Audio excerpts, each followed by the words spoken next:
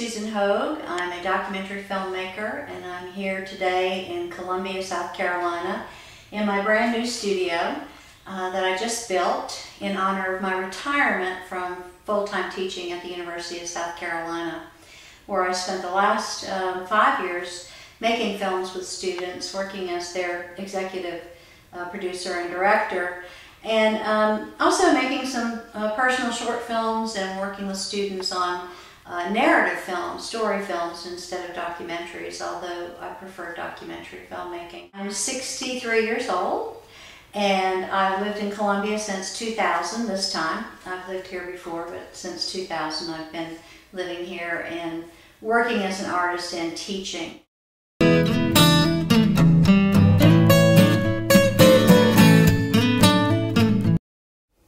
I remember when my best friend Claudia Brinson said to me, "Well, are we really artists?" And this would have been way back in 1984, maybe. And it was about that time that both of us took a quick turn, and maybe because we were asking the question, away from, in her case, writing just journalistic stories, and in my case, just doing photography, that we both made a quick detour or a quick jump into more artistic ways of writing. I actually remember telling my husband, you know, I'm an artist now, I don't want to sell my photographs anymore. You know, I don't want to sell to the school district and to magazines and what have you. And he said, "We spent all this money on your equipment and you're not going to use it to make money anymore?" And I said, "No, I'm not." And I really, at that point, began retraining myself in all the various types of photography that you could do. Spent 5 years doing that. Spent another 5 years finding out about digital photography. Spent another 10 years, maybe 12, learning about artist books, which includes some of my photographs. And slowly but surely, I moved into movies because all of this is about telling stories. And so that first foray, when I admitted to myself that I was an artist and that I wanted to take a chance, and Claudia, when she became a writer and decided to take her chances, it's all been a nice little progression, not without rejections, but with plenty of acceptances and a whole lot of learning. I feel it was a really amazing path.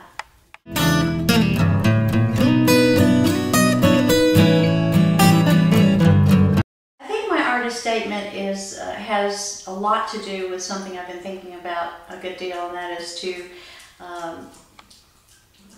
take chances.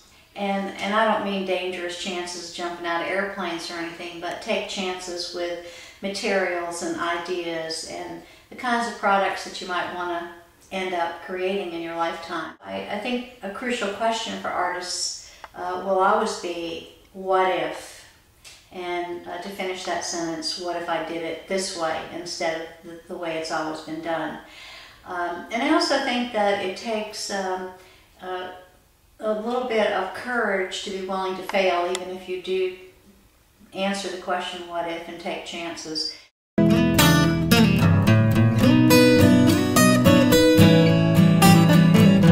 I believe the one thing I would like students to take from classes with me excuse me, would be that they would understand some technical things.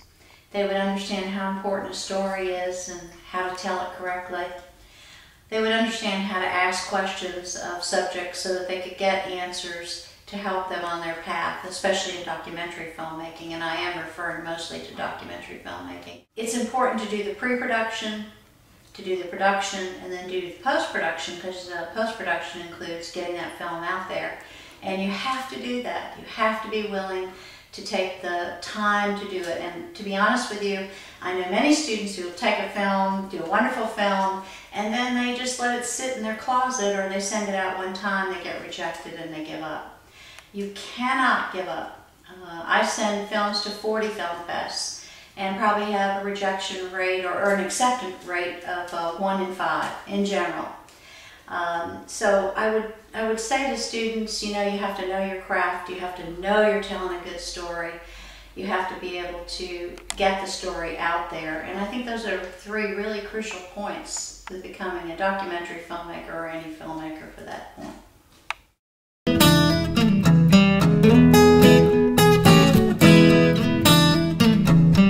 I think baby boomers don't retire anymore. They just refuse to retire, just like they refuse to take the received wisdom of the generation before them.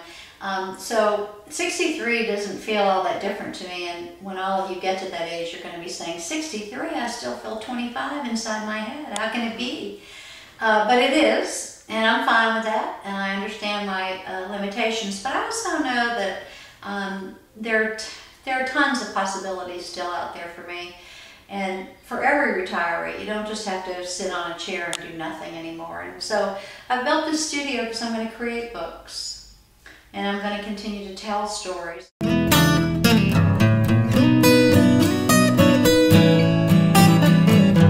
next film is about baby boomers, those who were born between 1946 and 1964. And I'm going to interview them, and my clever idea for marketing is to put all of these interviews up online in Vimeo or a video blog or wherever I choose, and have, say, a once-a-week installment of the interviews that I do with baby boomers, so that way before the movie gets made, people will already know if it's going to be good and if people are going to pay attention. I will have some sort of cult following for the movie way before it gets actually made. So that's the other thing about being 63. You can get smarter every day. It doesn't, it doesn't happen just at 21. So I'm really looking forward to the future.